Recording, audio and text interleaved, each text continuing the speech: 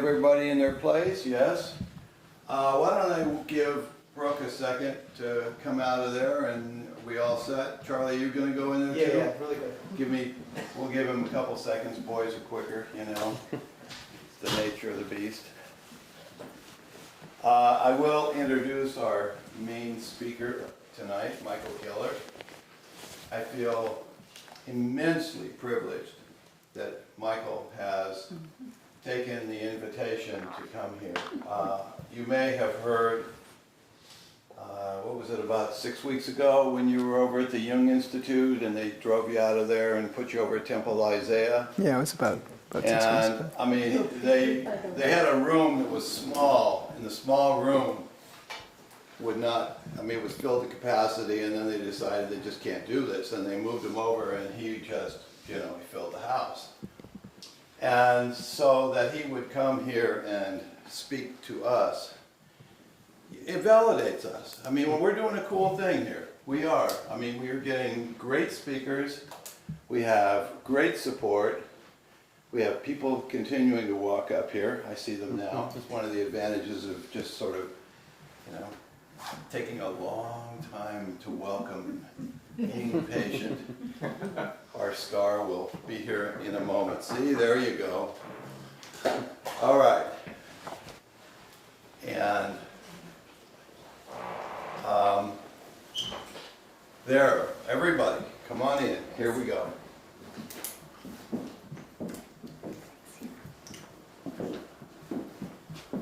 All right, so I would like to take a moment and just officially welcome us all to yet another wonderful Myth Salon. This one we feature Michael Gellert, whose primary book right now is called The Divine Mind.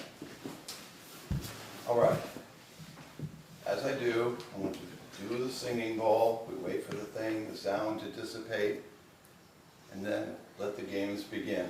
He means dinging bowl. Yeah, I can't make it sing like Courtney or Robin, but it still makes sound. Mm-hmm.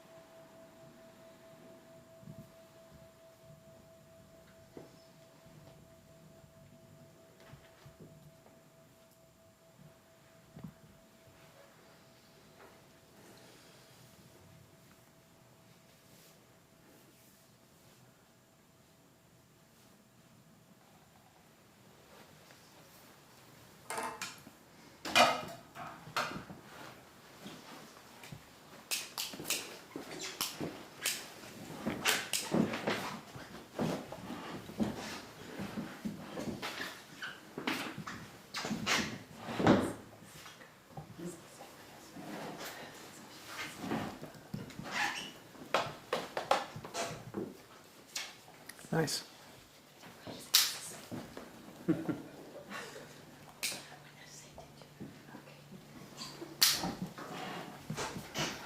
All right.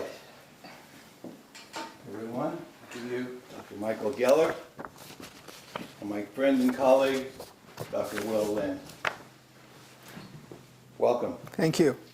Michael Gellert is a Jungian analyst practicing in Los Angeles and Pasadena.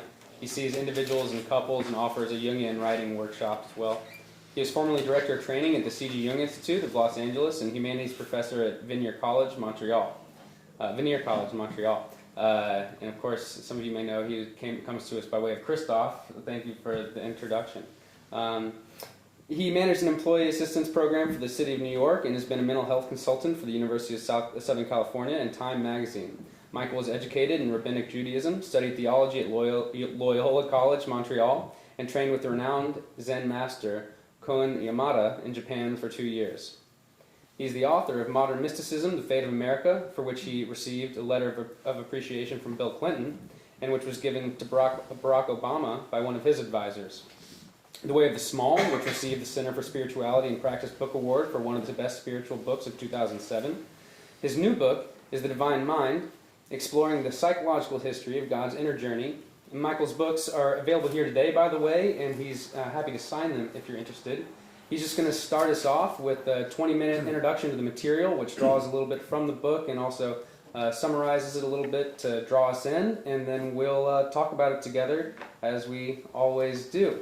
And the only thing that I want to just add is that I'm especially excited by how central this is between psychology and mythology.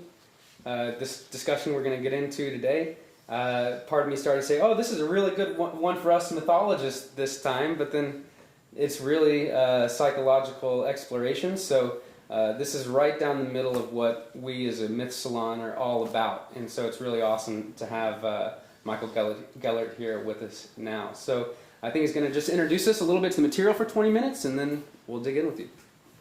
Thank you very much, and thank you all for coming on this rainy spring night.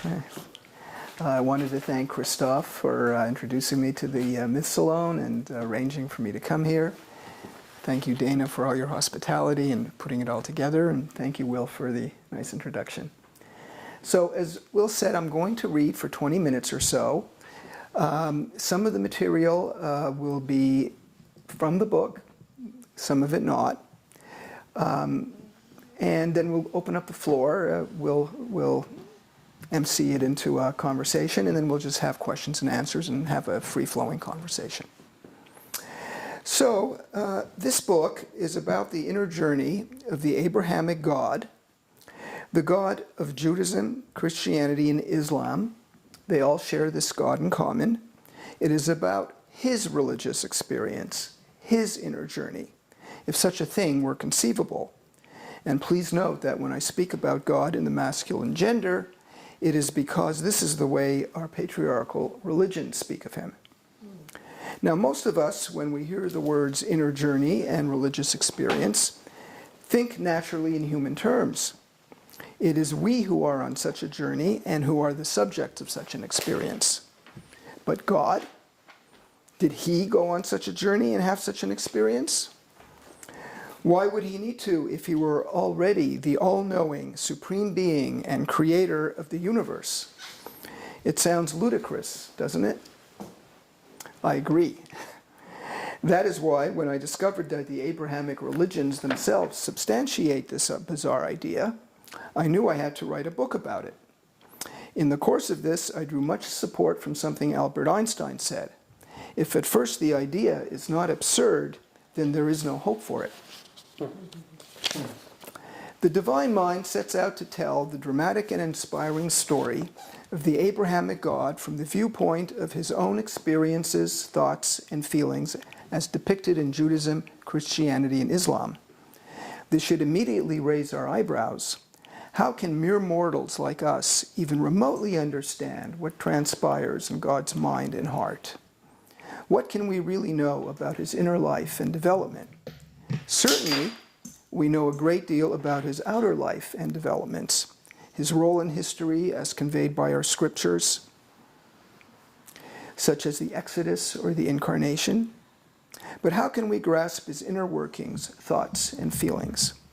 If we look closely at the history of the Abrahamic religions, spanning from the Hebrew Bible, or the Old Testament, to the Jewish, Christian, and Muslim mystics during and shortly after the Middle Ages, we can find numerous hints of God's experience within himself. They are embedded and hidden in the narratives of Scripture and other sacred writings, and the key to unlock the mysteries of God's inner journey is to recognize these hints and decipher what they mean. How little is really understood about God's outer journey because we don't understand his inner one. In this sense, his inner journey is the greatest story never told. The book aims to explore this journey. However, part of the problem with this has to do with an even trickier question than the ones raised above. Namely, what do we mean by God? Or rather, what do we mean by the Abrahamic God of the Hebrew Bible, New Testament, and Quran? Is he the real God or just our projection? Ah, the $64 trillion question. Like beauty, God is in the eye of the beholder. The new atheism, as it is called, it's spearheaded by figures like Richard Dawkins, Sam Harris, and the late Christopher Hitchens, will tell you he is just a projection. But that's an easy way out of this question, and it misses the main point because people do not understand the nature of projections. For example, it is known that when the Greek god Pan, the divine source of pan-ik, would appear at his usual noon and midnight hours, he would be seen huffing and puffing, stomping his cloven-hooved goat feet, and wildly running about as if he himself were in a panic. This is because an observing ego had not yet fully crystallized as a perceiving agent in the ancient psyche.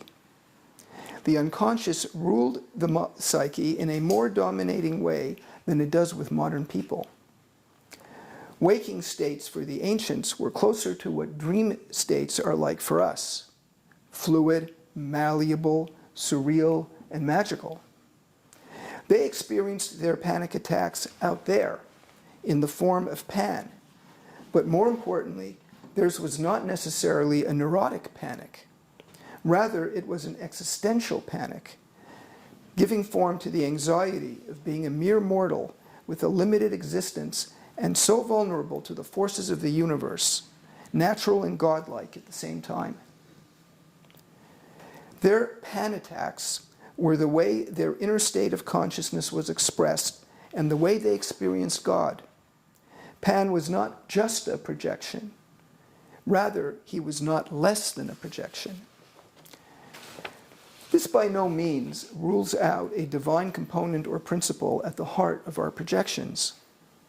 Jung suspected that behind the psyche's projections of God lies hidden the ineffable reality they are modeled upon and to which they point. The theologian Arthur Webster had his own understanding of our projection-filled scriptures and stories about God. He described them as the human response to divine initiative.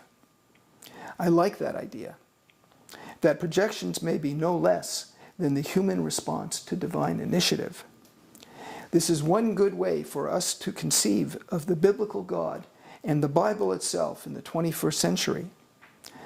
Not only biblical religious experience, but modern religious experience too revolves around the principle of projection. Let's not forget what Jung tried to make Charles Lindbergh understand about UFOs when the latter visited him with official reports of them. Jung knew that they may be projections of the psyche because the psyche is real. And thus are UFOs detectable by the radars of the US Air Force as well as European air forces. Needless to say, Lindbergh couldn't grasp this principle.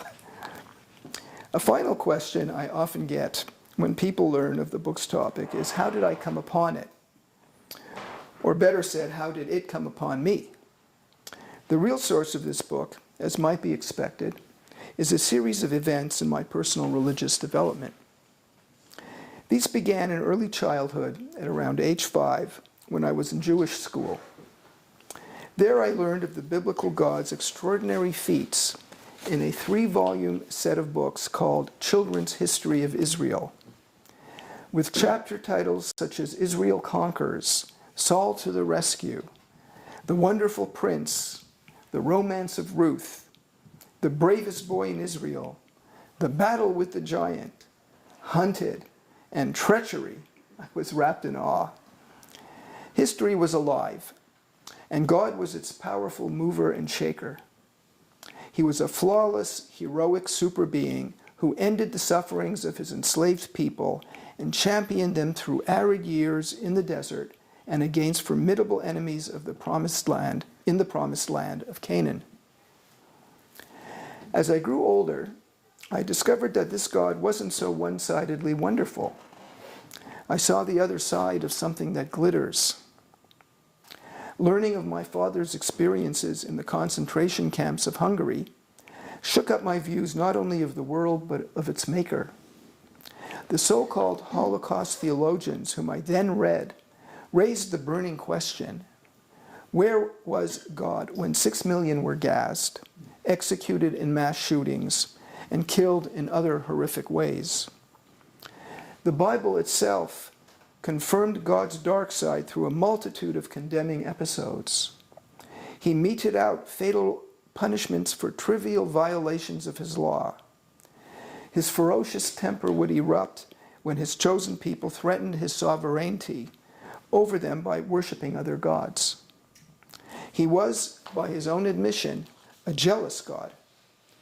To help them win the promised land that he assured that he would give them, he spearheaded military campaigns that today could only be described as wholesale genocides. By my own count, there were at least 75 of these, if we consider decimating single villages and towns as separate episodes. His inclination toward ethnic cleansing served the purpose of eliminating not only Israel's enemies, but the foreign gods he was in competition with. As the people continued to fall prey to idolatry and to violate his law, he eventually resorted to apocalyptic measures, and not for the first time in history, as Noah's flood confirms. He inspired the Assyrian and Babylonian empires to invade Israel. This resulted in the Babylonian exile that deprived the land of its most prominent people. He was relentless in his ambition to get his way, whatever the cost. He was, at least in the early phase of his development, a primitive and psychologically young God, and not the omniscient, always loving, equanimous being many today look toward in their faith. Of course, I couldn't have expressed all this in this precise way at the time, but I understood that God was capable of horrible things. As he himself said in the biblical book of Isaiah, "I form the light and create darkness. I make peace and create evil. I, the Lord, do all these things." At around age 11, however, I had a particular discovery that I'll remember for as long as I live. I was studying a passage in the Talmud with my rabbi when all at once I was struck with the realization of how Talmudic thought occurs on a whole other level of awareness than the stories of the Hebrew Bible. Again, I couldn't have expressed this in this way at the time, but I knew that God was different here than in the Bible. He became sophisticated, ethical, humanitarian, loving, and wise. I think that insight probably occurs in some form or another with everyone who has studied the Talmud. For those of you not familiar with what the Talmud is, it's the most important sacred text in Judaism after the Hebrew Bible. A record of rabbinic discussions about the Mosaic Law, ethics, philosophy, customs, legends, and history, it consists of 63 tractates organized into 6 thematic parts in some 18 to 25 volumes, depending on the set used.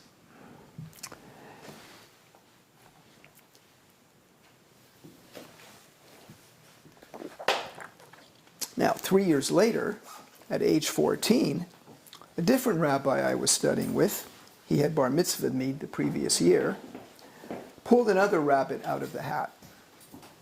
Even more riveting than the Talmud were the Kabbalistic and Hasidic stories he introduced me to. For now again, with Jewish mysticism, I was deeply impressed by how different God was from both the Hebrew Bible and the Talmud.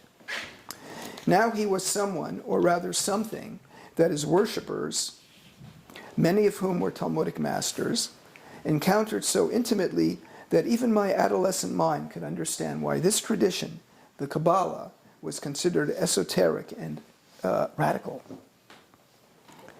Then 5 years after this, at age 19, I had a close brush with death while traveling in India, and I fell into an altered state that was very much like what the Kabbalists described. But by that time, I knew that this experience was also central to Hinduism and Buddhism. I wrote about that episode in a previous book, Modern Mysticism, an investigation of the role of the unconscious mind in religious experience. Another and more enveloping experience in 1982 deserves a few words here, since it had some role in the genesis of this new book, The Divine Mind.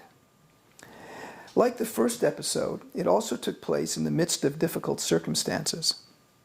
I was suffering from a nasty intestinal condition that my doctor suspected might have been caused by an undetected parasite acquired from my travels through Asia and the Middle East.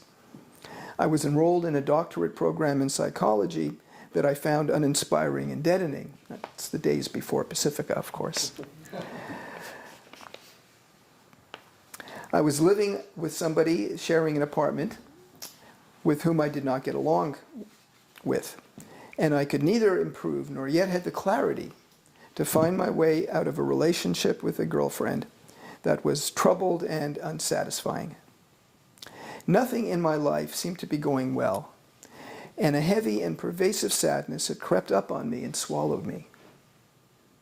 In short, I was miserable, and at that point had been so for over a year. All I could do was work my suffering as if it were a meditation exercise, watching it gently without judging it as something bad, without taking it personally as if God had specially selected me for it, and without getting bent out of shape by it. But I wasn't cognizant of this until much later. It occurred subliminally and without conscious intent. One afternoon, for no reason I could put my finger on, I was swept into an unusual state of mind. I was crossing a street on the Upper East Side of Manhattan, where I lived, and the view of the cityscape and busy traffic for many blocks ahead somehow caught my eye in a penetrating, fresh way. Suddenly it became evident to me, on a crisp perceptual level, that my depression was essentially sheer nothingness, as light as a feather if existent at all, and yet filled with a quiet, indescribable divine presence of a non-anthropomorphic sort. I also immediately realized that I had been in this state of mind throughout the entire duration of the depression, but hadn't been aware of it, if such a thing makes sense. As with the meditative attitude, and possibly in connection with it, this had been there subliminally all along, going on perhaps in the way that cosmologists speak about the ever-present background radiation of the universe. And boom, one day, in a single moment while crossing 81st Street on First Avenue, the shell of my suffering cracked and the nothingness within broke out. My mind became like an open sky as I effortlessly grasped the perennial teaching of the mystics and sages of all the world's religious traditions, major religious traditions, that where there is nothing, there is everything. A heightened awareness and an almost crazy-making ecstasy, coupled with a sober peacefulness and appreciation of divine grace, emerged. My sadness instantly evaporated. As this state lasted several days and its embers weeks longer, each of my problems were addressed and, if not altogether resolved, managed with an attitude of lightness. Now, what do experiences like this have to do with God's inner journey? A lot. Earlier I said that the God of the Hebrew Bible was primitive and psychologically young. Well, he did not stay that way forever.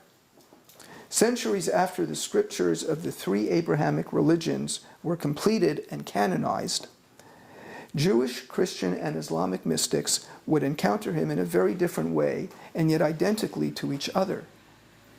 They would experience him very intimately, but not as a kind of superperson, the way Scripture usually portrays him, with anthropomorphic features including a masculine gender. Rather, they would understand him as a phenomenon that is infinite and not limited by form, present in all things, and ultimately changeless, even though those things change. God would be revealed to them in his original condition before creation, before time and the universe existed. Their eyes would see through his eyes, and they would grasp his eternity as their own.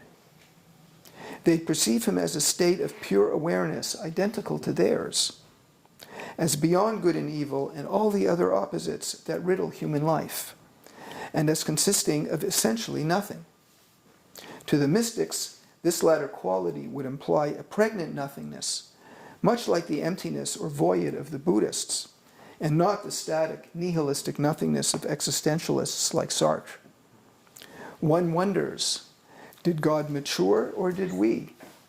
Or both? As Jung repeatedly said, it is impossible to separate God from the psyche that perceives him. Certainly, our Abrahamic traditions show that what we call God evolved. Whatever that something is, it evolved. The same paradigm shifts that I encountered in Judaism also occurred in Christianity and Islam, each in their own unique way, but nevertheless with the same overall effect. God became the Godhead, experienced as a living presence everywhere and in everything, and with whom we could feel united as if he were one being, because we are one being. God's divine mind is also our own divine mind, existing at the core of the unconscious and as the essence of our psyches. As Jung again said, and I quote, "The whole course of individuation is dialectical, and the so-called end is the confrontation of the ego with the emptiness of the center.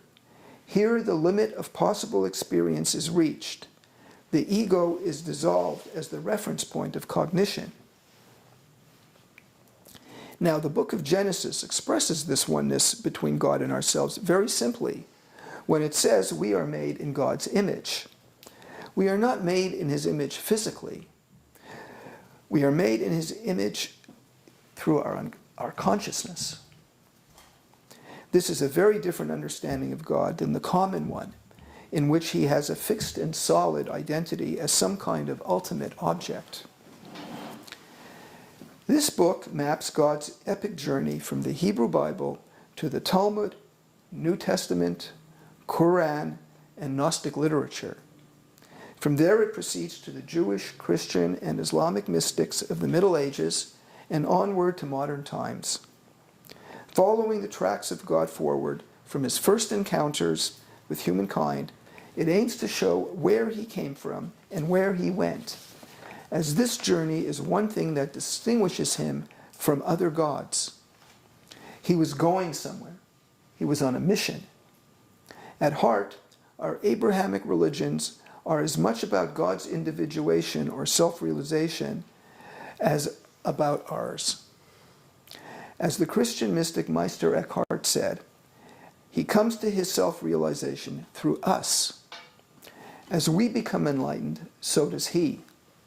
We play a crucial role in the divine human drama. Because God is absolute nothingness, without us he has no Archimedean reference point outside of himself to be able to see himself. He is like an all-pervasive eye that cannot see itself without a mirror. We mutually mirror each other, and through this discover our common true nature. Not only does God redeem us, but we redeem him. Thank you.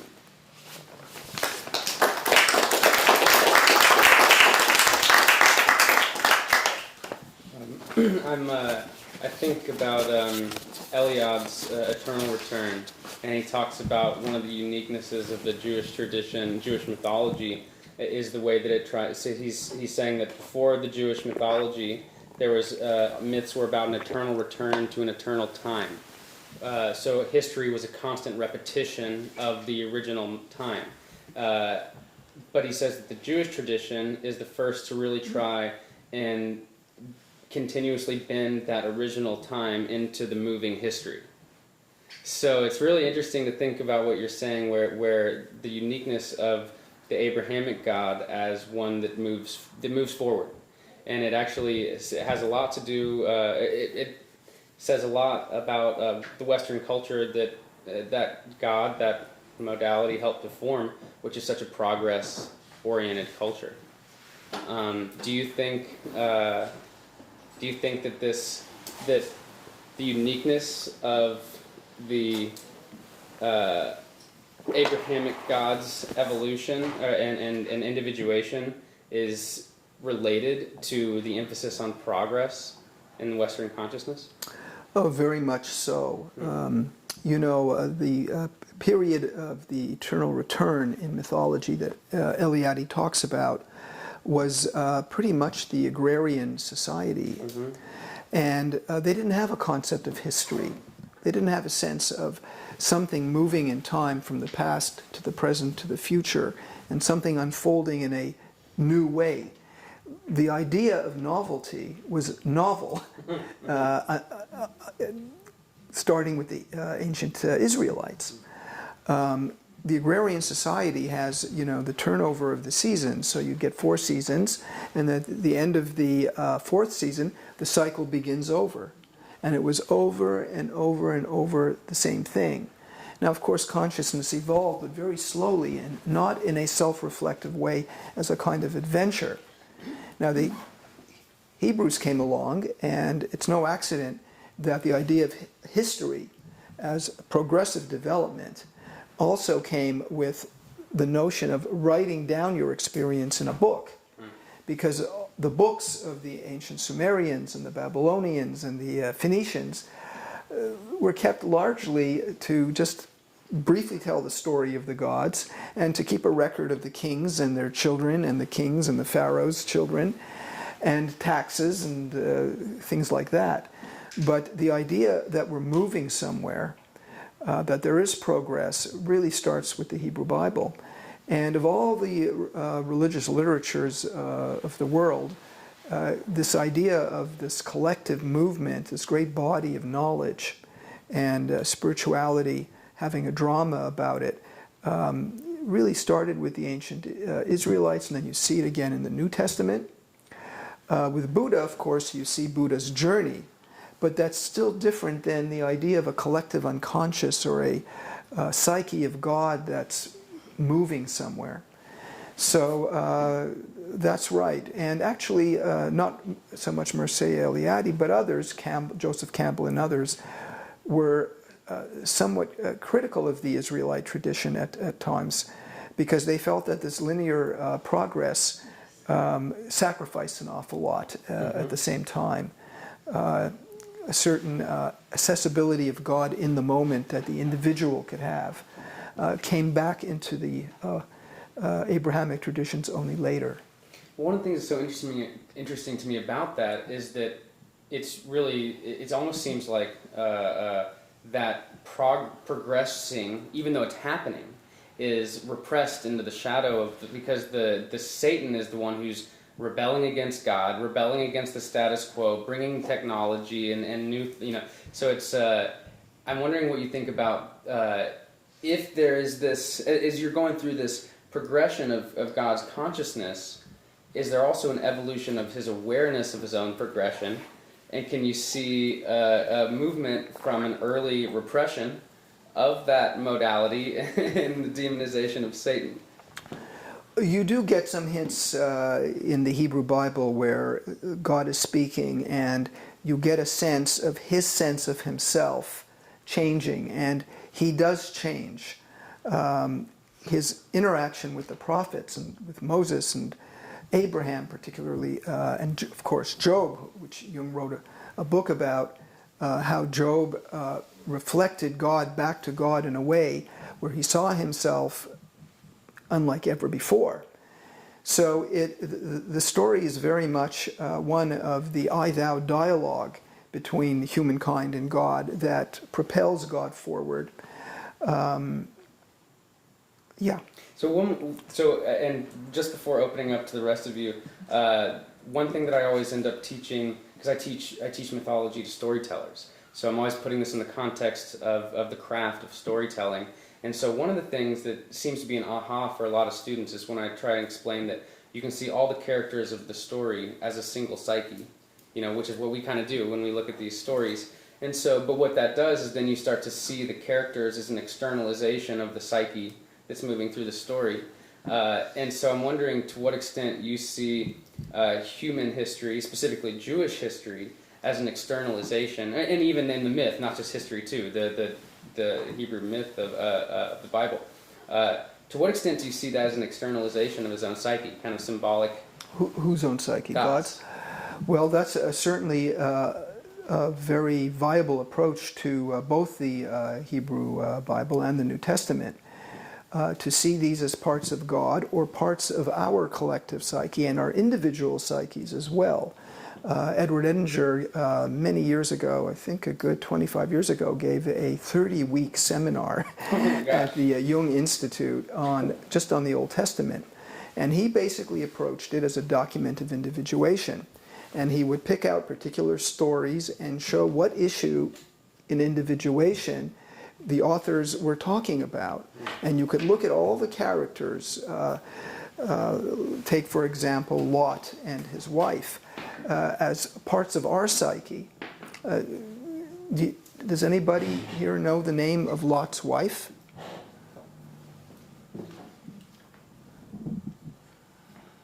I wonder why. Because Lot's wife is one of the very few characters in the Hebrew Bible, which has a lot of characters in it, who doesn't have a name. So looking back and turning to a pillar of salt and not knowing your identity so you can move forward and don't have to regress is an individuation kind of way to look at that story. So yes, and of course with Jesus that really flourishes. When Jesus' core teaching was the kingdom of God is within us. Now that is already pointing directly to the individual psyche, and in that regard Jesus was, some argue, the very first Gnostic, that one can experience God directly oneself. So even looking at the death of Jesus and his resurrection, and then his ascension, which is coming soon, the last two of those with the Easter holiday, we could look at that as movements of the ego toward the self. The ego must... God's? Well, it is God's, because Jesus is the incarnated God. But Jesus is also human, so he's also us. And as many of the mystics said, Jesus' life personifies the mystical journey that all of us are to undergo. We are all to take up our own cross. And what is the cross? Individuationally speaking, it's the cross between the horizontal plane, or the world we live in, and the vertical plane, which is going up to the heavens, which Jesus reframed as going inwards into our true self. So the death, resurrection, and ascension is a three-step movement you see in every individuation process. As Picasso said, every act of creation is first and foremost an act of destruction. So the death rebirth motif is central in the Hebrew Bible and the New Testament. I wanted to, though, come back to something you said before, you asked before, about Satan. Mm-hmm. And I think you referred to his evil. In the Hebrew Bible, it's very interesting because Satan wasn't quite the devil that he becomes in the New Testament. He was really understood as God's adversary or adversary. And even in the book of Job, he is not sent as a demonic force to unleash all these horrible things that happened to Job. He is doing his job as the adversary does in a court. And if you take the evil element out of it, the whole, and look at it as a necessity for individuation, then the whole Genesis story takes on a different dimension as well. Because if the adversary in the form of the serpent, Satan, didn't tempt Eve, and she didn't then bite the apple, and then there wouldn't have been man's fall, and there wouldn't have been the exile from the Garden of Eden, well, we would all be in the Garden of Eden, and we would have nothing to talk about. Because nothing changes in the Garden of Eden. It's paradise. It's an eternal, motionless, prehistorical state of mind. And Adam and Eve were psychological children. They needed to be tempted, and the Talmud even hints that that whole episode had to happen in order for the human divine drama to kick into place and start moving. Otherwise, there'd be no individuation at all. God's own shadow disruption of his own static self. As if he himself, the Talmud says something very interesting, that when God exiled Adam and Eve from the Garden of Eden, that he himself, Yahweh himself, went into exile with Adam and Eve, just like when he sent the ancient Israelites into exile with the Babylonian exile, he went with them. And he was with them in the desert through the Exodus as well. So with the fall of humankind from paradise, from that paradisaic condition of childhood oneness and bliss, for those of us who've been fortunate enough to have childhoods like that, and it's not many, but there is that archetypal state that we all come from, which is a state of innocence. Without God falling himself, he couldn't have fallen out of his original condition. So God himself begins to evolve, when you look closely at the Hebrew Bible, only after he's exiled from the Garden of Eden. Then God begins to suffer, just like human beings, because he's no longer in the garden either. So he's very sensitive when the people don't worship him. He gets very jealous if they're looking at another god. It's not true that the early Israelite tradition was monotheistic. It was henotheistic, meaning a chief god among a pantheon of other gods. Even God individuates according to the scriptures themselves. Now, this is kind of an alien view to most people today, but it's there in the good book. So it's cracked open, and I selfishly want to keep asking questions, but I know there's some more in the room. Does anybody want to jump in and ask something? You had a... Go ahead, you go first. I have a list of questions, but, Okay. so one was the last statement that you made through your reading was about not only does God redeem man, but man redeems God. So your base is that God is a God that has been maturing through history and has... What we call God has been maturing through history. But I'm talking about the essence of God. You're talking about the real God. Right. Okay. So that's okay. So there is a clarification of the historic, I don't want to say fable, but storyline Right. of God. Right. And what you see as God separate. Yeah. Well, that's another $64 trillion question. Meister Eckhart, the great Christian mystic, perhaps one of the greatest mystics ever, he believed that this metaphor I gave, that God is like an all-pervasive eye, not just an ego eye, but an eye that sees everything, but cannot see the one thing that it cannot see, which is itself. If you think of that saying, we don't know really who was the author of it, God is a circle, the center of which is everywhere and the circumference nowhere. Well, how is God going to get outside of that circle to see that he is God or what he is?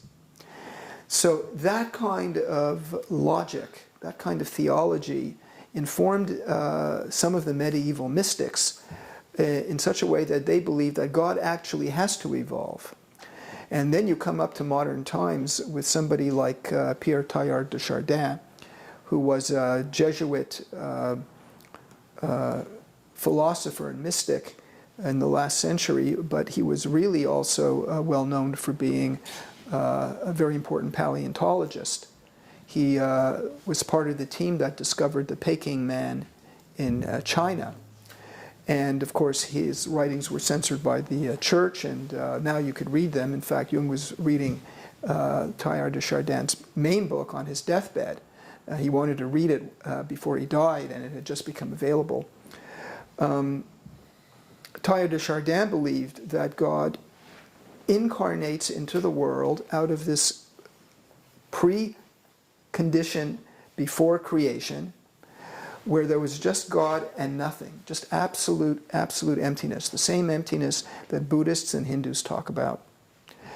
And he came into the world, and he is then evolving in the world, through the world, and humanizing through us. Because the trick is that we also don't see ourselves, even though we have mirrors. We don't see that our essence is the same nothingness and oneness that is the core of God. And we only come to that realization through the dialectic of confrontation of opposites. We suffer. We have to work. We have a lot of failures. Life isn't easy. And it is through that maturation process that we come to see our true, deeper nature.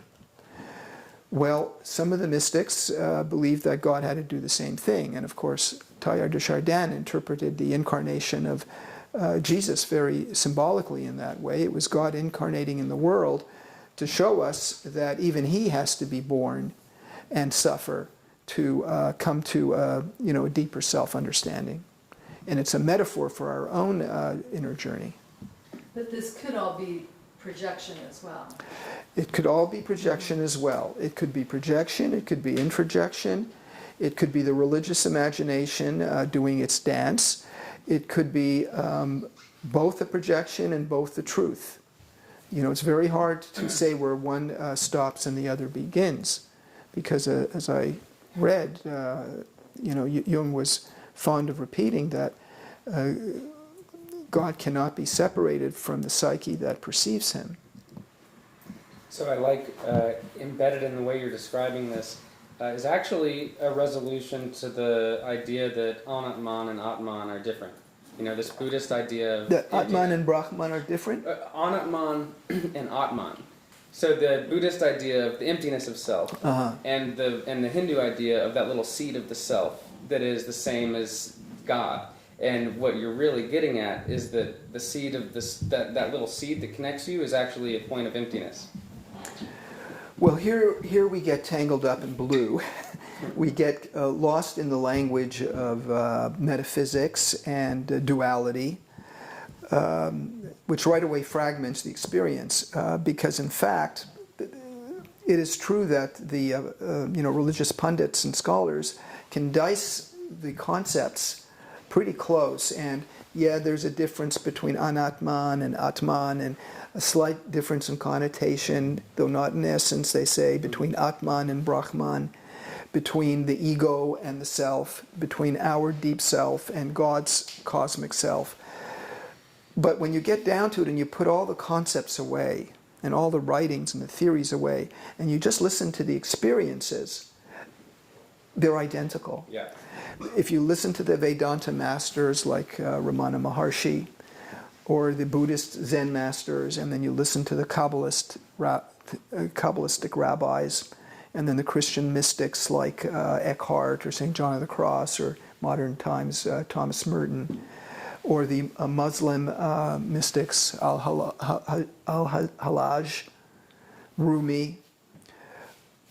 And you take, let's say, their statements about their experience of God, of the oneness between us and God, and you just make a couple of columns, and then you take away their names, and then you shuffle up the quotes. You can't tell who is coming from which tradition, and the concepts just fall away, because the experience is a kind of oneness and a nothingness, and is identical.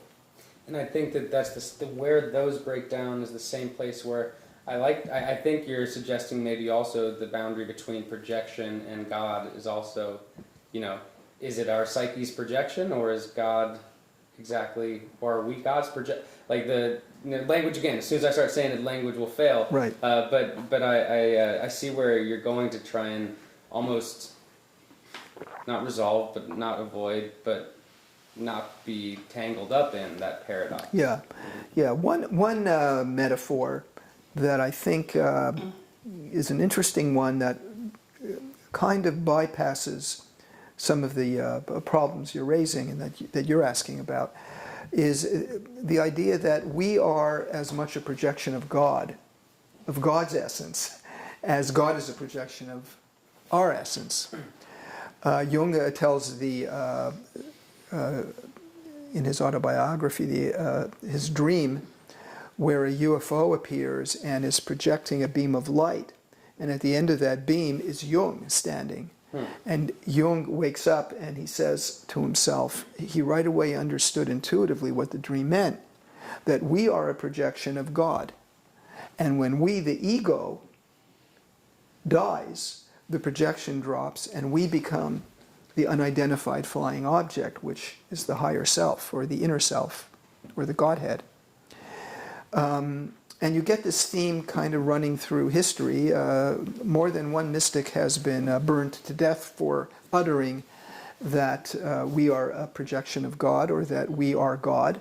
Manjur al-Hallaj of Islam said, I am God, and he meant it in a very humble way. And he meant it, if I am God, well, so are you. But the authorities didn't hear it that way. They heard him saying, I am God, and then you're not. And they burned him. Now, Meister Eckhart was also prosecuted, brought up on inspection. He was censored. They didn't harm him. But history is full of those figures. You don't get them that kind of dichotomy in the traditions as much in Hinduism and Buddhism and Judaism, because they weren't so literal about God's written word that we say something like, I am God and you are God. It deviates from Scripture. Well, okay.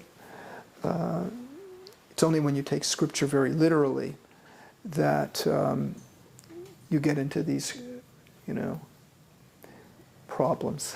So, and Campbell points out it's really it wasn't the Christian tradition, it was the scientific revolution. Scientific push that pushed us towards literalism. That then there was a Protestant response to become literal after the scientific revolution. But I wanted to see, more questions? Okay, it's just interesting that you reminded us that we are made in God's image. And then Jung saying we can only know God as an image. And how this is a mutual imagination, actually. Yes, but you can become, the commandment, thou shalt have no gods before me, thou shalt have no idols. It was a prohibition against taking something that cannot be contained because it's so vast and transcendent. And when you contain it in a ritual or in an image of God or in a certain truth, you're, as wonderful as that truth may be, you're limiting it. It's like saying the Tao can't be spoken or something. Yes, exactly. Thinking of the image as fluid consciousness, gives us a little more flexibility, so that today we're in God's image in the form of who we are now, and a year from now will be a completely different image of God because we've evolved. And in Buddhism, in fact, in Buddhist epistemology, there's a theory that the ego or the self that moves in our lives from moment to moment to moment, there's really no continuity. We think of it as being broken up and having continuity. But if you think of the old days when there were films around instead of the DVDs, you would carry a film in your hand, and the entire story would be in that film all at once. It's only human consciousness that needs to look at the film one frame at a time, because the ego lives in time and space. But in fact, the self is that whole thing. It's all there all at once. So, this is tricky, subtle stuff. Film reel is philosopher's stone. I like it. Yeah. Well, this brings up a whole idea of the separated self moving out of the participation mystique. But is the participation mystique the starting point that launches us into this awareness of space and time? Or is it the ultimate result when we overcome the separated self do we return to some sense of wholeness so we don't see ourselves through these binaries and these dualisms and Yeah. things like that. I mean, Yeah. to me, that's the conundrum that we all wrestle with, because as we move further into the modern world, the separated self doesn't seem as if it's celebrated as something to overcome. It's celebrated as something to celebrate. MySpace, iTunes, Facebook. Everything about it seems to be reinforced. And yet there seems to be the wisdom of the still point, of us trying to get rid of dimension and to reduce ourselves to some sort of essential component of whatever reality is, to retain or establish our connections.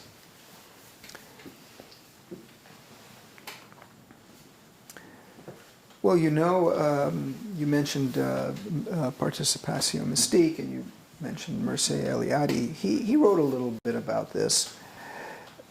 The state of mystical awareness,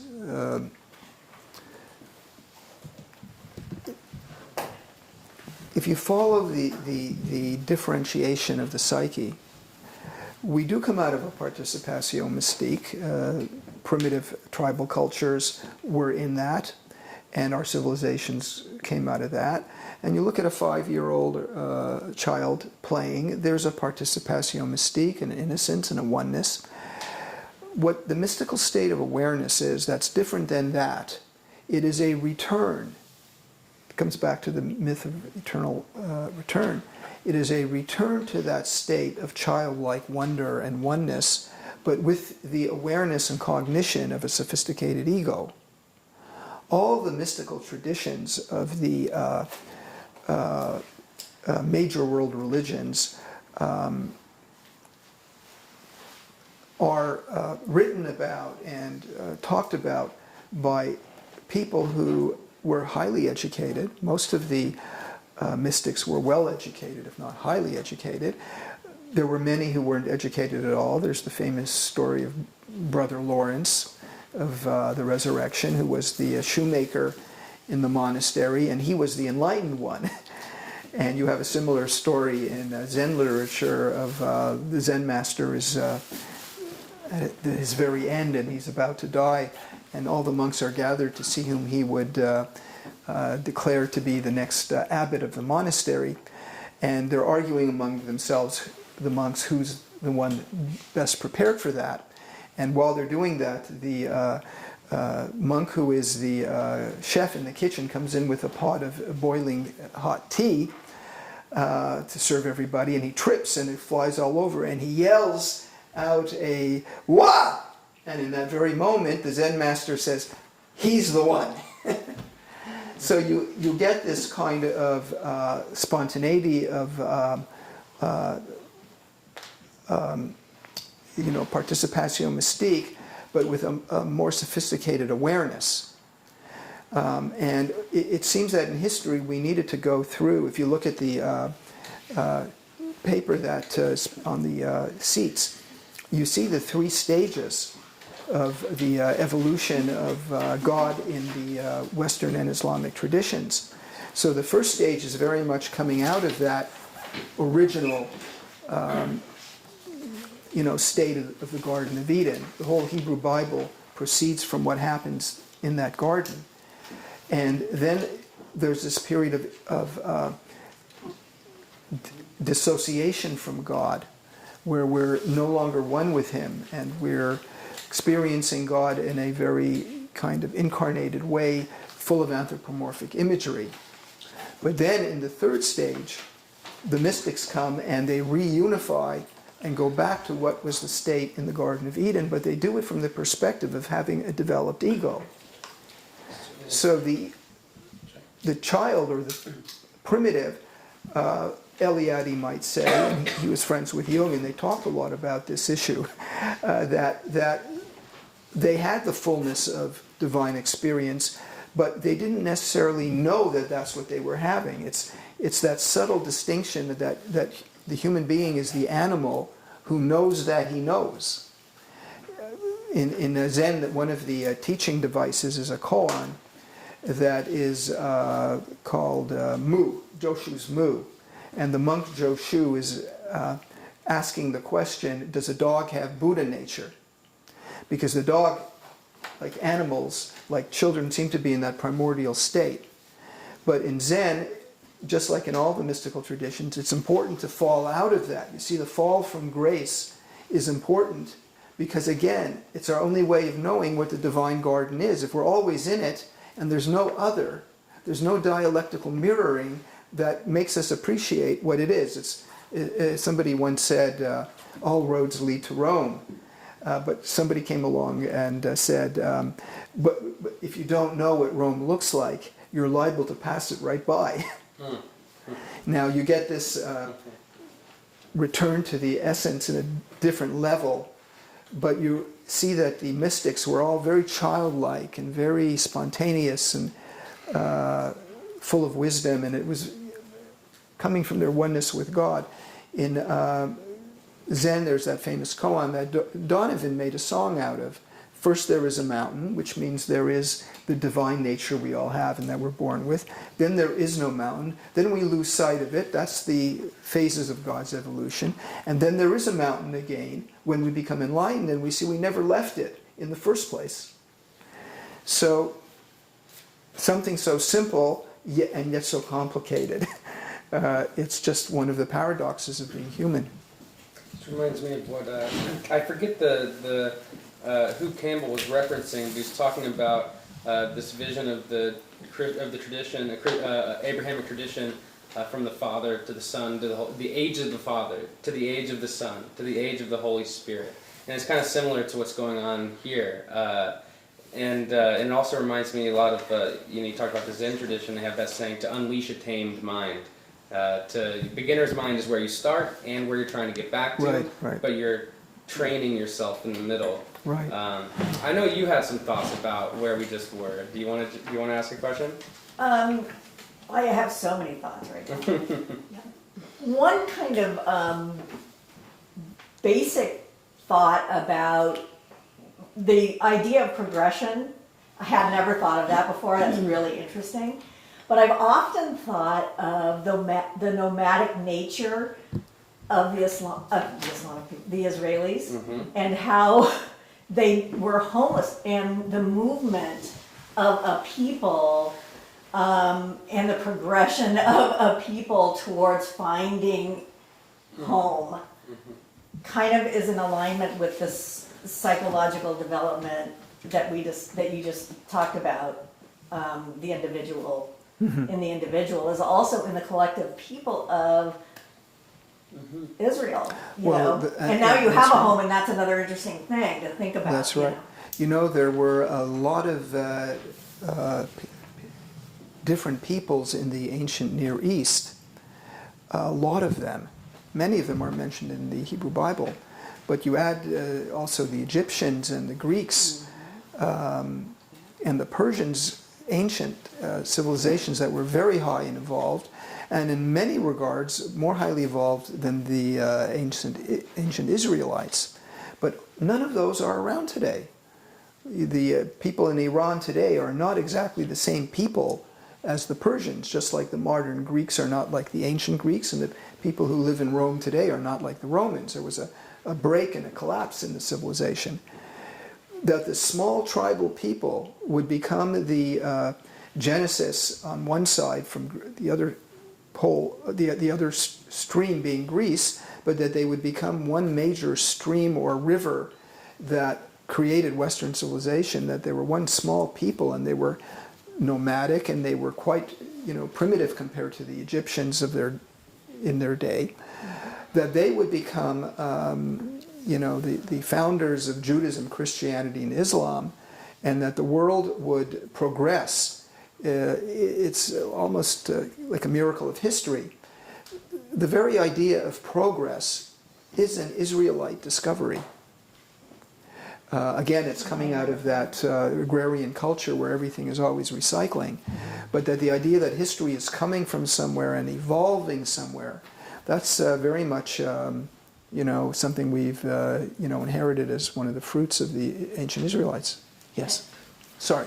Did you want I was just gonna say, and the movement, and that may have come out of the fact that that the Israelites were on the move. Right. Like they were progressing towards something, and so the idea of progression grew out of that and into religious thought, Yeah. basically. Not many gods can travel either. And in the feminist theology, of course, it's been described as the tribal desert gods that was a wind and fire god, and sort of took over the realm of the goddess, like in the book Chalice and the Blade. And that actually in paradise, the snake really was still the representation of the goddess who got in touch with. Even we go down a completely different path. But I think what you described then, or what we can experience as coming back into nothingness or into the essence of the cosmos, that also, or back into paradise and the innocence, that would be the marriage of God and goddess. The marriage would be... If we want to put it into words anyway. Yes. Well, the marriage would be the synthesis, the marriage Yes. of the participatio mystique Yeah. of the early civilizations, which was primarily a feminine consciousness. Yes. If it wasn't a matriarchal society, it had a maternalistic image of God and of nature. And if that didn't come to an end by the emergence of the Israelite God and the strong prohibitions that this masculine God put against that maternal consciousness, there wouldn't have evolved the idea of progress and the movement to something more evolved. If we go back to that, there's a big tendency in the feminist movement, less so now than at the beginning, to go back to something. It's like going back to the garden, going back to when the Great Mother was nourishing all, and there wasn't this tyrannical Yahweh or biblical God who was very judgmental and punitive and bullying and so on. Now he, of course, evolved, and with the mystics he transforms altogether.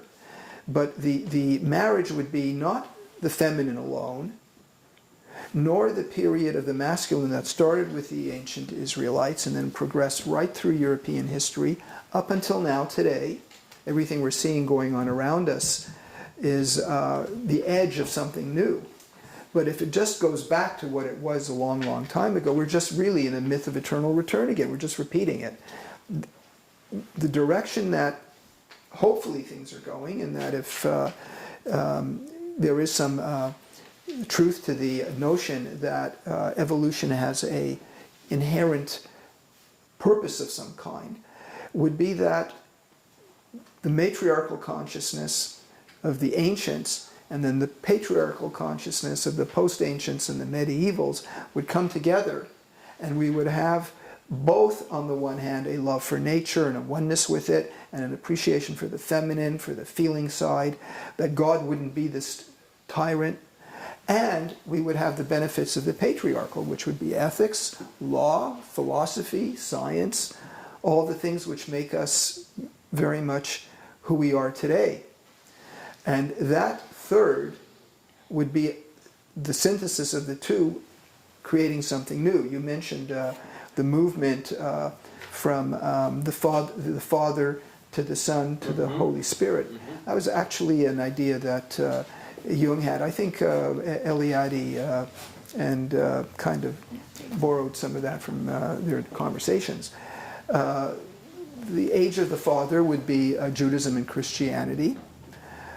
Would be Judaism, which would be the God, the patriarchal God. And then with the New Testament, you see that God the Father, or the God of the Hebrew Bible, takes a back seat. In the New Testament, the God of the Israelites only speaks 3 times, and he says the same thing each time. Jesus is the protagonist, and suddenly there's a real humanization going on, the same humanization that went on in the Talmud. So the Jews had it as well. The Muslims didn't come on to the scene until the 6th century. So then Christianity, which we've been very much living the Christian era the last 2,000 years, that's the era of the Son. And now it's moving into the Holy Spirit. If you think of psychology and even the New Age movement, and just the fact that we're a Salon here having a kind of a spiritual conversation that's not uniquely traditional only, but is branching off into other speculations, letting the spirit kind of blossom and see where it goes. We're on the cutting edge of a new era. Jung talked about the astrological significance of us being at the, particularly when he was writing, was at the end of the age of Pisces, the fish, which is the sun, Jesus, or Christ, and that that the age of Aquarius is coming. Now it happens to be that between the two ages, as between any ages, there's a 50 to 100 year, 150 year, it's hard to pinpoint it, period that's the transition zone, where the death and rebirth, the death is not fully over yet, the birth is not fully in yet, we're sort of in the middle. It's very chaotic, very transitional. Look at what's going on around us. Everything is up in arms. We're at odds with each other. It's a transitional kind of crisis we're in. And that's typical when you go from one age to the other. So who knows what this new age really will be like. I doubt it'll be like the new age whose books are on the bookshelves, but will be have to be something more sophisticated. But it's interesting how history grabs these mythical ideas and itself incarnates them. Yes? So I've been playing around with an idea for about a month that I think fits in with the idea of psyche and God evolving, which is that God is becoming computer literate, and psyche too. And so, computers have like completely changed us. And so I'm kind of thinking, well, as God becomes computer literate, how's that gonna change? Or if psyche becomes computer literate, how's that gonna change psychology? Just wonder if you have any thoughts on that. Well, it's interesting, talking about Teilhard de Chardin, many of Teilhard's modern-day students believe that what he was talking about was the internet. Now, the internet, in a way, if you think about it or her, is a kind of a great mother. It has both sides to it. The great mother of the ancients had a terrible mother and a good mother, or a great mother. And what we're seeing today with, what McLuhan in the 1960s called the global village, where we're very interdependent, that is already a kind of return to the original way the matriarchal civilizations were. But it's not, and hopefully not going to be, a complete return in the sense of a regression, but it'll also preserve the best of our literary traditions and our scientific knowledge and so forth. I don't know if that answers your question. I don't think so. I'm just kind of curious, does it make sense to think that like psyche is becoming computer literate? Almost like there's a growth of the projection opportunity of God now that there's computer consciousness as well. Is that kind of in the direction you're at? That it's just going to change everything. I mean, that like psychology, just like, computers changed our entire world, that if psyche seems to be interested in computers, and so what's that going to do to psychology? Well, there's no doubt that technology has been intimately intertwined with religious developments. The ancient Israelites, when they wrote that Hebrew Bible, it was on lambskin and calf skin, and they were just piled together. Then the Greeks came along and they got this idea of what is called the codex, which is, well, now what we can do is we could sew them together and write on both sides. And, well, this was a huge revolution in its day, because a monastery then could have a copy of the Hebrew Bible. There was only one they could have because it had to be handwritten, but it was sequential. So the whole idea of progress or sequence came because of technology.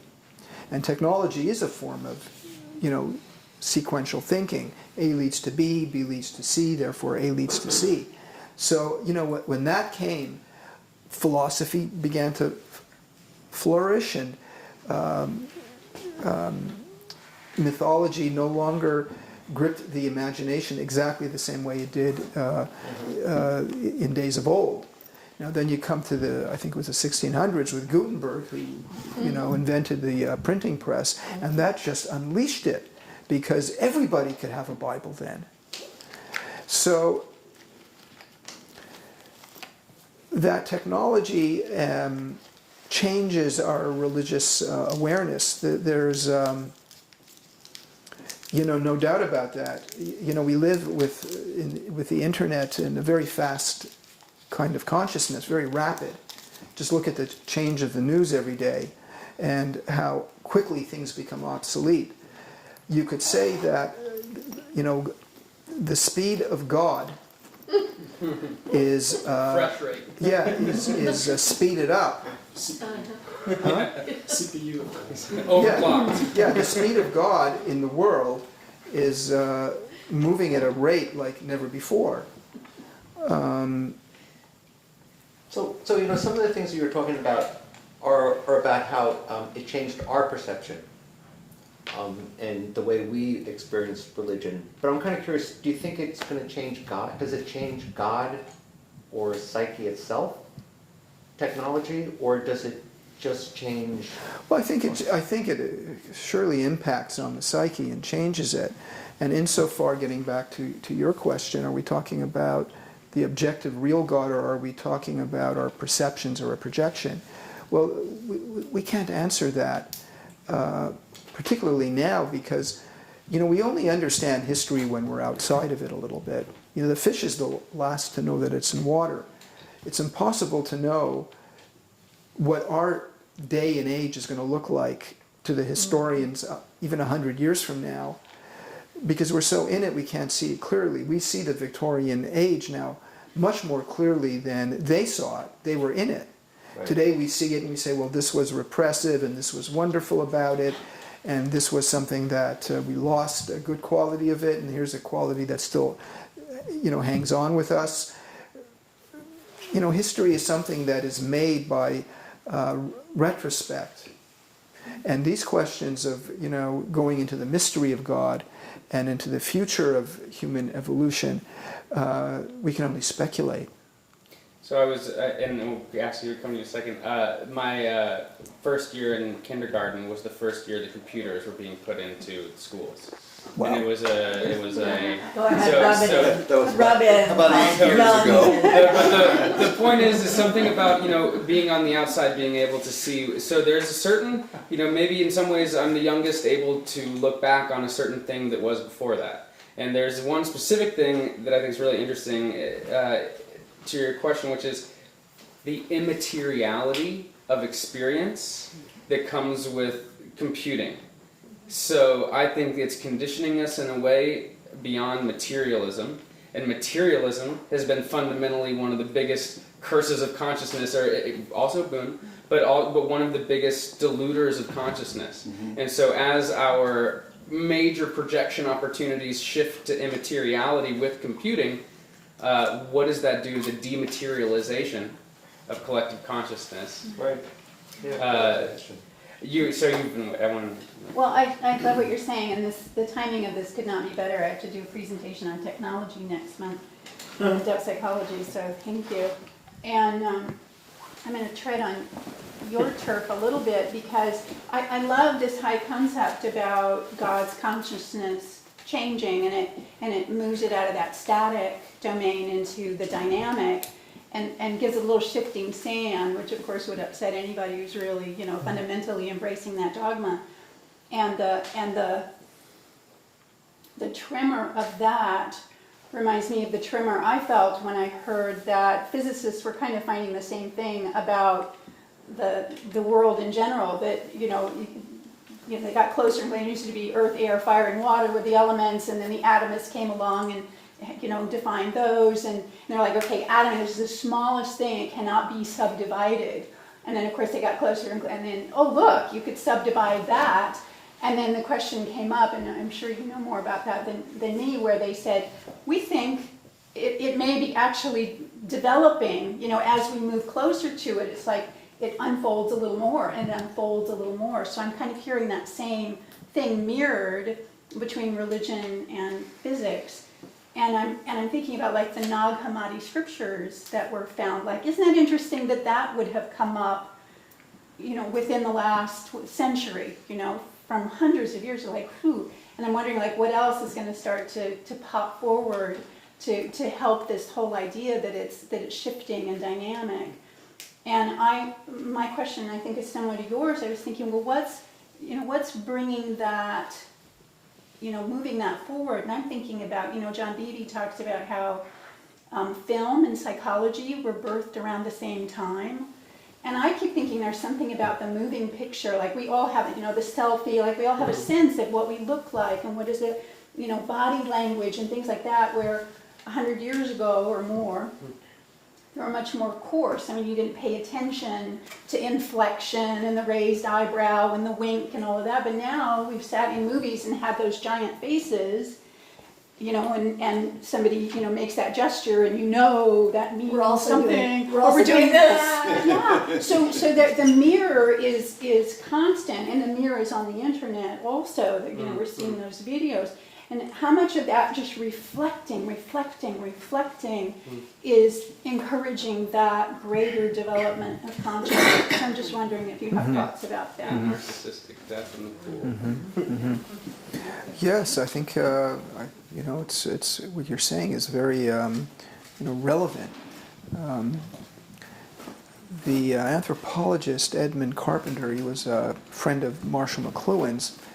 He said something once, which was, we become what we behold. You what? We become what we behold. And it was his way of saying what Marshall McLuhan said, which is the medium is the message. So, given this idea that our God is a biblical God and communicated through Scripture, we begin to see God in a very linear, literal way. You can only take God literally and say, well, this is the way God is, and He's always like that, and He never changes, when He's already been frozen. And the only place He's been frozen is in the books. Because in the experience of consciousness, all of us, if you just look at all the moods you've been through in the last 24 hours, and include your dreams, and the various thoughts and feelings that got ignited in you just through the daily social intercourse with people, you realize that consciousness is constantly flowing, and it is one frame at a time, but it's also very fluid. And there's something in human nature that has a real terror of uncertainty. We want to know what God is and who God is, and that our God is the right God. And is He a projection, or projection only? How could He be both? All these things. And it's very hard for us to tolerate that everything may be true at a different moment. Christoph, I'm sure, knows this saying from Neil Bohr, the physicist. He said that the opposite of a profound truth may very well be another profound truth. The Buddha said the truth is notionless because of this. That's right. That's right. Notionless? Notionless. As soon as you put forth a notion, you've lost truth. Even though you can have plenty of true notions. That's right. So your question, is God really changing? Well, yes and no, and who knows? Who really knows? We live in the frames of our lives, and we have to live them one day at a time. And that's a different perspective than when we fall into a mystical experience, or even when we're in a dream and we could fly and we can go backwards and forwards in time, even in some dreams. We really realize that the religious imagination points to something beyond itself that may be like that. You listen to the near-death experiences of people, even the short few minutes that they were, as they claim at least, on the other side, that they all say that time became timeless. And you have to wonder about that, because there is a mystical idea, I think the Kabbalists had it, and the Buddhists have it too, that an incarnation, they both believed in reincarnation, the Buddhists believe in it and the Kabbalists believe in it. You have to wonder why we are reincarnated, and we have to consider that these incarnations are a real blessing. And why? Well, they tell us that on the other side, where there is no time and there's only the eternal now, well, if you're going to work out your stuff that you didn't work out in your life, that could take, quote unquote, a very long time, because there's no time. So things kind of slow down and become elastic, and people coming back from a near-death experience often indicate something elastic in time and space going on wherever they went. Whereas in this lower level, in both the Kabbalah and Tibetan Buddhism, the physical plane is one of the lowest you can get. Below our plane are the demonic planes where the demons live. And you don't want to go there because nothing changes, it's so fixed. Here, because we're born, we have, if we're fortunate, 80 to 90, 100 years to live, to individuate. A lot can happen in 89 years where there's a high rate of deterioration of matter and time. Things easily get destroyed. Experiences are volatile. We fall in love, we fall out of love. We get married to somebody, we think we're going to be with them our whole lives, and then we find out that's not going to be. That's something unique to this bardo, the Tibetan Buddhists would say. And we need to take advantage of the volatility, the rapid combustion of psychological events that could happen on this level to do the work we need to do, because as I think it was Noel Coward, the playwright, once said, what makes us think that the other side, the afterlife, is a better place than this place? The mystics will tell us that it's a blessing to be a bodhisattva. You don't get enlightened and then go off into nirvana. You come back to help other people, because a lot can happen, not only to the ones you help, but you transform too. So all this really, what it's saying is, what it does is it just relativizes every question we have, and it's really important that we have a kind of Zen mind, beginner's mind with these questions. What I presented tonight, I hope you all hear it as just another metaphor, Now, metaphors are very important because they're also mirrors. But as they say in Zen, you don't want to take the finger pointing to the moon for the moon. And most of the things we say about mystical religious experience and higher religious realities are just our fingers pointing. Michael, one of the things that I would like you to also cover is that you have evolved through a series of books, that this is now the latest step in your continuing journey to look at the spiritual nature of what world we have found ourselves inhabiting. And your first book was The Fate of America, is that correct? No, or Modern Mysticism. Yeah, that was the first. And you moved through those two to The Way of the Small. Maybe you would spend just a moment, because we're coming up to the end. Yeah. We have a bit of time for that. But first, I've really enjoyed what you have said about this. I think each of us is filled with quite a few more questions than we would Ever get to. That's good. But maybe, when I bought The Fate of America, I thought, well, God, how relevant is that now? But that's 20 some odd years old now. That's right. And how did you come to that book out of modern mysticism? And what's the evolution that you have as a writer? Yeah, that's a That's a 64 No, that's not a 64 trillion. 64 trillion, is that where we are now? No, that is not. I could answer that. I do want to say, since you brought it up, the book is being reissued. It'll be out in the next couple of months, 3 months, I don't know, under same book, but it'll have an introduction that brings us a little bit up to date. Which one? The Fate of America. Okay. And at the end, I've added on a lengthy piece that is called The Trump Paradox. And it's all about what we're in the middle of today, looked at from the point of view of the ideas that are in the rest of the book.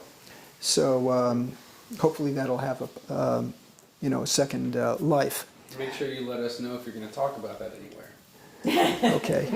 That was, by the way, Thank you. that was the starting place of our salon. So it was our first conversation. Uh-huh. Okay. Well, of course, the conversation was, oh, well, see you next month after Hillary wins. Sorry, please continue. Well, we were all, many people were shocked by that. Not only Hillary voters, a lot of Republicans. Donald Trump, as I point out in the piece I'm adding on, Trump himself is probably the most surprised. Modern mysticism was, like this book, The Divine Mind, is very close to my heart because it's basically where I live, in the land of the religious imagination and of the value of the individuation process. And the first book is really about what the mystics teach, but in a very modern context. And after that, I realized that, what can I say other than that the psyche said to me one day, in the form of a very strong intuition, write a book about America. I actually had studied with Marshall McLuhan at the University of Toronto when I was in graduate school, and have always been interested in culture. So this wasn't such a radical turn, it was just a different kind of area that I'm interested in.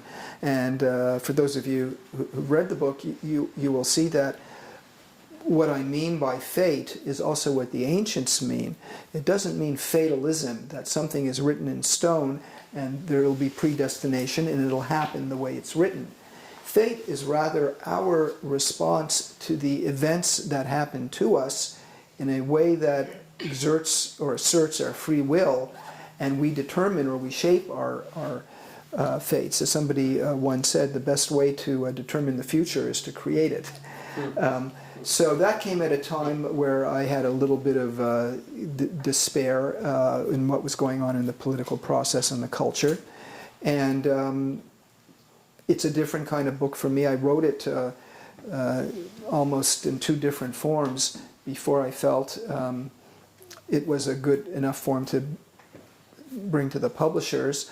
I was writing it initially as a Jungian analyst, and I was writing it from a Jungian kind of framework with a Jungian kind of language. And as I read it, it just didn't stand up for me. It didn't stand side by side with my favorite books about America, which were written by all the historians and the political philosophers, people like, David McCullough and Joseph Ellis and Tocqueville, Arthur Schlesinger Jr. The historians are wonderful psychologists. Without psychology, they just tell the story the way they happened.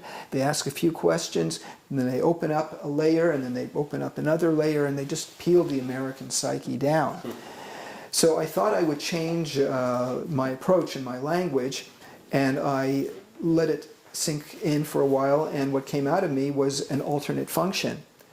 My main function in the Jungian framework is introverted intuition, but I switched it for this book to extroverted thinking and extroverted intuition and extroverted feeling. I think John Beebe was once asked about which function is the American extroverted in, and he said thinking, feeling, sensation, and intuition, all of them.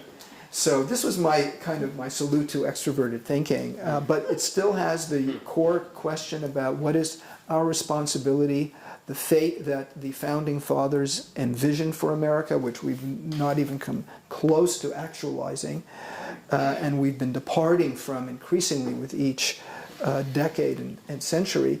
I came back to it and basically talk about, it's a book on the history of America, but from the point of view of the hero archetype. And Jung said that the American is driven above all other factors by a heroic ideal. So I trace the history of American heroism and conclude that in modern times the hero is completely fraying at its edges, and we see it with the current political situation. There's nothing new, really radically new about this Trump era we're in. It's a natural progression from the administrations and what was going on in the culture before. So I do try to, stay close to a spiritual questioning of what fate is in the way the ancients talked about it, but in a very modern American way. And after I finished that book, I think I had enough. My salute to the thinking function. Did that one come out? That came out 5 days before 9/11. I spent 11 years researching and writing it. Bear in mind, I'm not American. I wasn't American when I was doing that. I became American. I'm Canadian originally. So I had to learn everything that you folks probably learned in high school. Well, you have an accent, so as I'm told I do as well. And after 11 years of research and writing, a good friend of mine called me up and said, "Are you watching what's on 9/11?"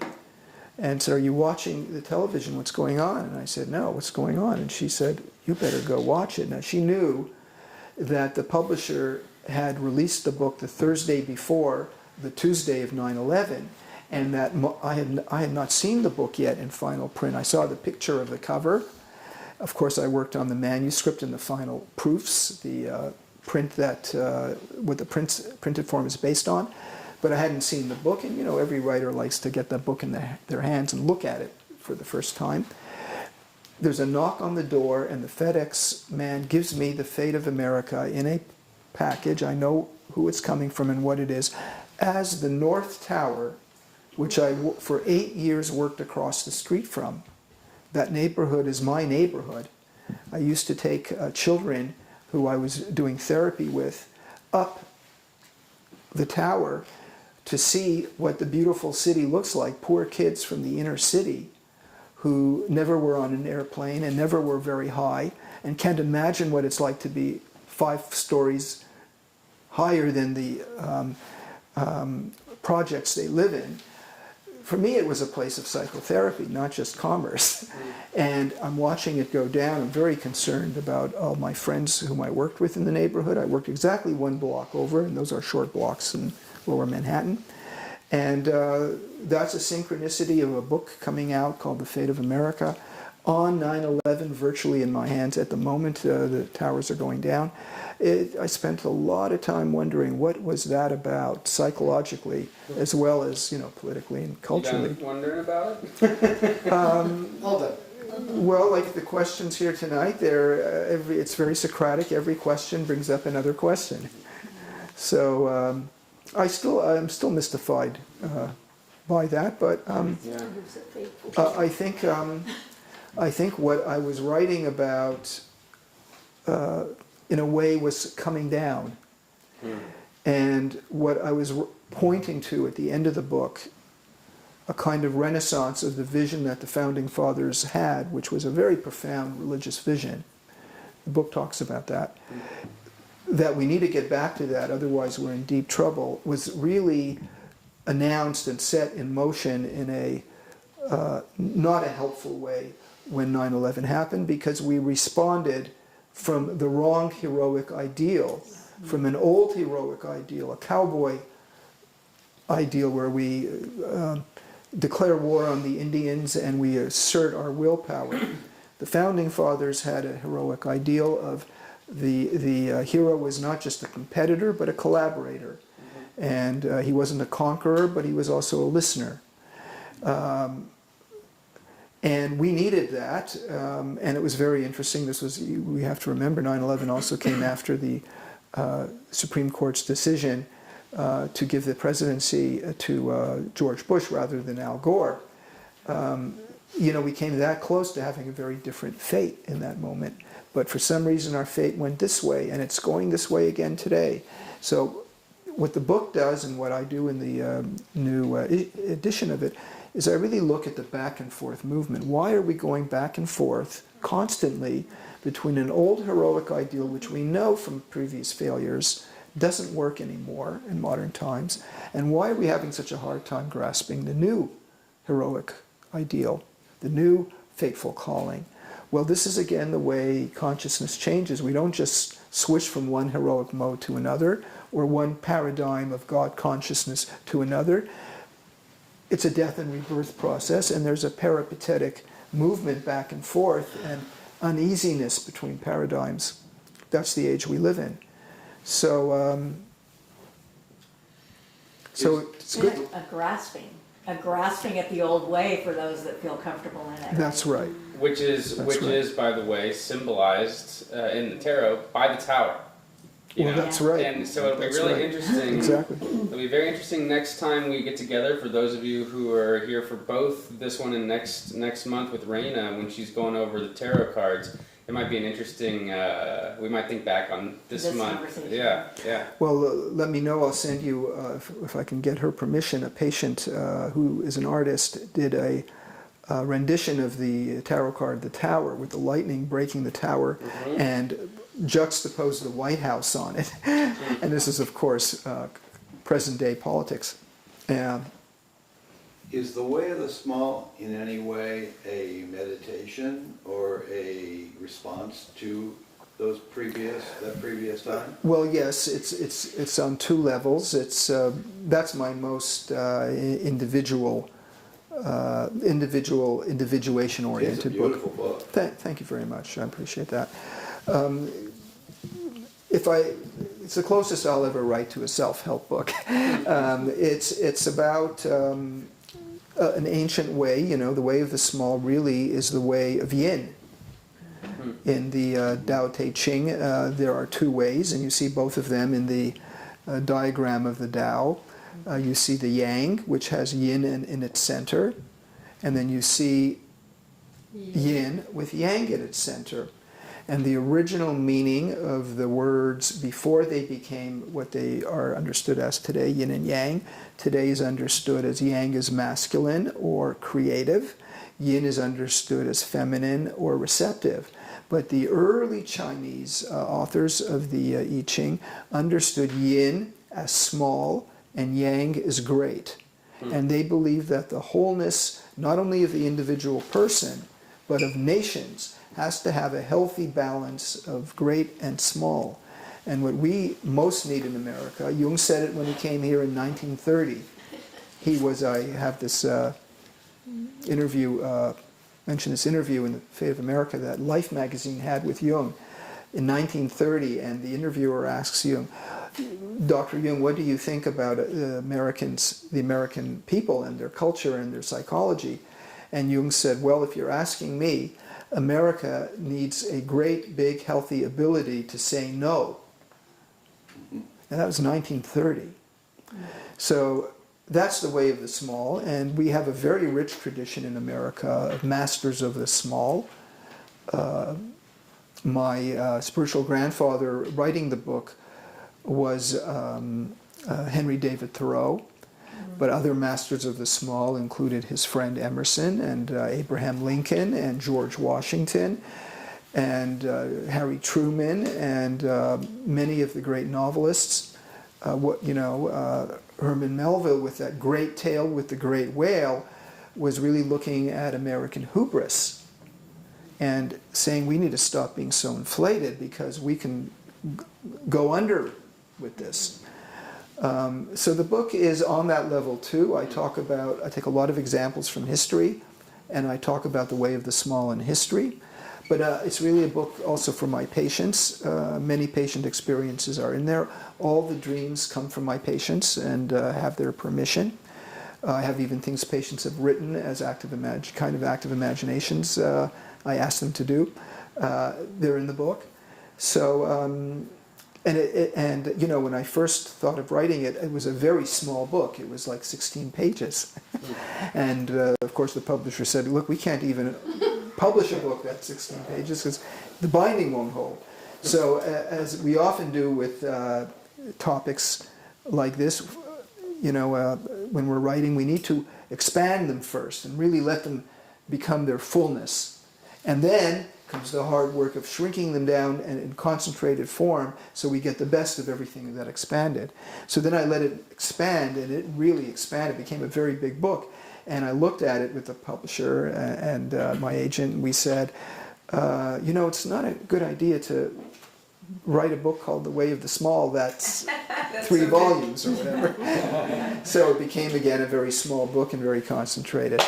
And it is in many ways a response to many of the questions raised in The Fate of America, that we need to not only get wise to what our founding fate is, but to be small in how we integrate it, bring it into life, and integrate it into our culture and our way of life. And, you know, Well, to bring it back to where you were talking about with this nomadic portable God, your Way of the Small travels real well, and it fits in your coat pocket. right. Works well on the expo line to go downtown, and there's a real lack of pretense to it. That I think that as our whole sense of space and place has changed over the eons, the ancient people, when they conquered another culture, would rip out their temples and they would build their temple on top of that. So there was a real sense of place that was identified with all the real values they held to be spiritual.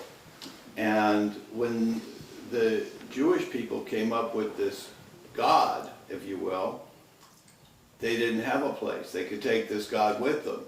And so as they went into exile or wherever they were, they ended up to have a transformed sense of place that was somewhere in the ether. Right. Which is also the internet, by the way. And Which is going the back internet, to yes. you talking about the pinpoints of social media, there's also a nothingness that we are becoming very comfortable Absolutely. with. A place where things are and aren't. Like we're on the web, but where is it? Where is it? It isn't. So I really think the idea of the Holy Spirit is really fits what I think we moved into we're moving into a Buddhist archetypal age kind of nothingness, and it fits everything that you've been saying. Even value with cryptocurrency. Yes, You yeah. don't Like, even what get is to it? touch your money. Even our own money is getting that And way we'll too. look It at isn't it- based on anything Look at the anymore. progression over time. It goes from gold to dollars backed by gold to checks that back dollars to credit cards that back. You know, Yeah. now it's numbers that, and then eventually even it's not based on even that. anything. It's all virtual. Yeah, it's this, and you see the same thing with you have a musician, then you have a record, and then you have a tape, and then a CD, and then an MP3, and then just not even then an account. It's just out there The somewhere. dematerialization over time, it seems to be happening in a lot of places. But I don't want to take us too off track. It kind of fits though That's with what he's excellent. been talking about. You know, I mean, Well, what you're saying about where the backlash of it that I find so interesting is that materialism and egoism have normally been really supportive of each other. The material self, the ego, body. You know, for so many mystical traditions, the body is kind of the source of the ego center and all these things. But as we dematerialize in our experience, there's a backlash of egoism in our conversation with ourselves. yeah. In the form of an emphasis on Facebook, MySpace, iTunes. Exactly. Yeah. So there's this. So it's kind of as we dematerialize, there's almost like and I can't help but also blame consumer culture by taking advantage of the ego as access to materialistic modality, and so advertising to the ego is also advertising a materialistic mode, which is what you need to make a sale. And that is a piece, I think that is of the old form that's still heavily in place. And the new form is starting to take place, and it's heavily informed by the old model, which is Yeah. consumerism, top down, Mm-hmm. hierarchical kind of. But the age of the Holy Spirit that's so interesting is that that's the age where of self-age, of where you have direct access. And so instead of doing what the Father says, instead of doing what the Son exemplified, now you've got to and what, as a teacher, as an educator, I can say that this is also the biggest struggle, is that more and more our culture is demanding self-accountability. And I can't say always that the students are living up to it. It's very hard to get them to be self-accountable, but the world, the approach to things is so much more a need, requires self-accountability as opposed to a disciplinarian or something. So it's hard. Interesting. I have a question about your personal experience when you were walking in New York, the experience of awakening. Can you go into any more detail of that? And how have you been able to stabilize that? How have I been able to, pardon? Stabilize. Repeat, and do you go back to that street and say that I hope for that moment. I haven't back to that street, but I curiously, not for that reason. Well, these awakenings that are, that people have, everybody has had one or another kind, if not more, and they've been around a long time. The important thing, and the mystical traditions, they do teach this, that the awakening is not the end point. It's just the beginning of an opening. And people can get kind of what's been called a spiritual materialism, where they get into thinking that this is an enlightenment, and I'm enlightened now, and I'm there, and they lose sense with it that even that is a finger pointing to the moon. the experience? Yeah. Interesting. The experience itself, it's an opening. Very few people have the blessing to fall into a state like that and never leave it. Now, there have been people like that. I mean, if you read Eckhart or Ramana Maharshi, you get a sense that these people are, certainly my Zen teacher in Japan, when you were with him, you really felt that he was constantly in that place of emptiness. But the important thing is not whether you're there or not, because the whole thing of being enlightened versus not being enlightened, well, we're back into the duality again. That's just another ego thing. The important thing is that we fully inhabit the moment we're in and who we are. And an experience like that becomes, for most people, just a wonderful reminder in the future that there is this level underneath the cult of personality. We're talking about the internet and everything going on in our culture. There's a heavy emphasis on the cult of personality, but at the expense of the reality of our personhood, which is much deeper than the everyday consumer-oriented personality that wants to get its rewards and have its pleasures and eat them too. And to look a certain way. Like, yes, about how all they that look whole thing. In that nothingness. Exactly. The whole, the Hindus call it Maya, the world of appearances. And we in America have raised what in India has traditionally, and the Indians have the same problem today too, because they're going through their own Bollywood, stuff. Right. The important thing with any of these experiences is, the Hasidic, Kabbalistic master, Baal Shem Tov, said something I think that's for me has been very helpful. Exile is forgetting, and salvation is remembering. And what these Could you experiences... repeat that? I'm distracted like crazy. Exile is forgetting, and salvation is remembering.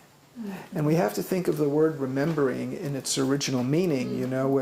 Dismemberment means we fall into many pieces, and our culture fragments us. That was one of the big contributions that Marshall McLuhan tried to show, how all this technology at one level is raising us to a higher level of functioning, but is also fragmenting us.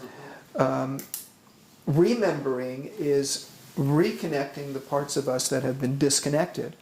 And part of this, it goes back to the very first myth of Adam and Eve when they came out of the Garden of Eden. When we come out of the paradise of childhood, in a manner of speaking, we go into exile and we become dismembered. We get disconnected from the God who is in us. You know, I'm often impressed when I work with children. I don't do much work with children anymore, but when I did, how godlike they often were, and the things that came out of their mouths really was the, you know, wisdom out of a babe's mouth. And those states, my earliest, and I think many of us, if we really look at our childhoods, we might find the same, that my earliest experiences, like what I had in India and what I read to you that happened in New York, were in childhood. And I never in my mind would have thought of naming it something then, or thinking that it's other than everyday world. It was just a different awareness that I went in and out of. And we all do. And that is immediately available to us at any time. The enlightenment is not something over there and we are over here. That's an illusion. That's a projection. It's available to us every minute. And the value of the awakening experience, like what happened to Buddha under the tree, and he had to work very hard to get there and realize that everything he did didn't work. He became an ascetic for 6 years, trying to get enlightenment, and it didn't work. And only when he gave that up and then gave up the next thing and the next thing did he finally empty himself enough that there it was one day. It just became evident to him. We may not always be in that state, but we can always remember it and use it as a kind of a return to it as a kind of wellspring to remind ourselves, I'm getting too caught up with the stock market today, or I'm getting too upset over what happened with this patient, and I'm getting very attached to my performance as a psychotherapist, or as a teacher, or as an executive director. We all have our part personalities, Jung called them. And it's important that as we journey through our part personalities in the course of a day, there is a central awareness that runs through all of them, and that's the self. And again, it's not a thing. It's just a fluid state of awareness. So I would hope that the way those experiences have stabilized is that they're a little more frequent in my daily self-reminders.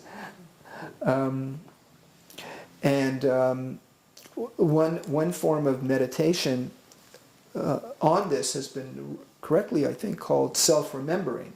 You could, if you want, make that S in the self a capital S. But we can tap into that anytime. We don't have to just do it in meditation. We could do it not only in dreams, but anytime. I think Jung arrived at that place toward the last decades of his life, and that's what he was trying to teach. Michael, I'm going to use this as the opportunity to bring us to the closing of a ritual. Okay. And thank you right now and express my gratitude for everyone who has come out on this rainy evening, and Bob, who drove down from Santa Barbara in the rain with the mudslide. It's a testament to the power of myth. It was the power of myth, and to all of you who are coming here. And this has really been wonderful. And Michael, I thank you. Thank you very much for having me. He does have some of his books here. I have them out here on the table. And you're welcome to look through them. And he has them for sale. He'll autograph them. But what I want to do is... Now I forget, do we do better to clap before or after our... Why don't we close the ritual, and then I will hand it over and we can just talk like people, All three or you know? Okay. You know, so what I'm going to do is I'm going to imagine that I was Robin or Courtney and make a beautiful sound.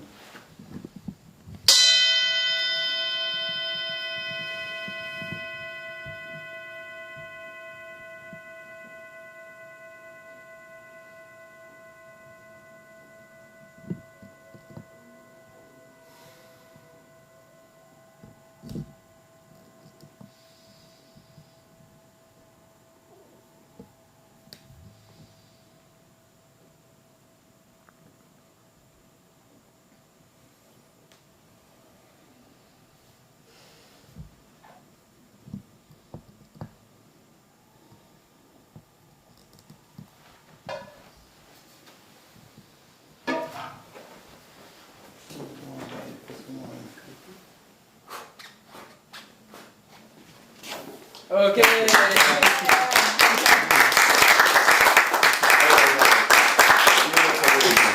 Beautiful evening. I would say wander about, look at the books, ask some questions, and then you all know the routine. You know, it's like, this is where we have to bid parting and go on about our way and return to our existences. And thank you. Thank you. Thank you very much for coming. If you like, you may, and this is totally your option, I can put you on our mailing list. Christoph has become addicted to what we're doing here, you know? And I'm deeply honored by your continued participation. I won't out you, you know? I'd be happy to Just a regular guy sitting here, you know, but I am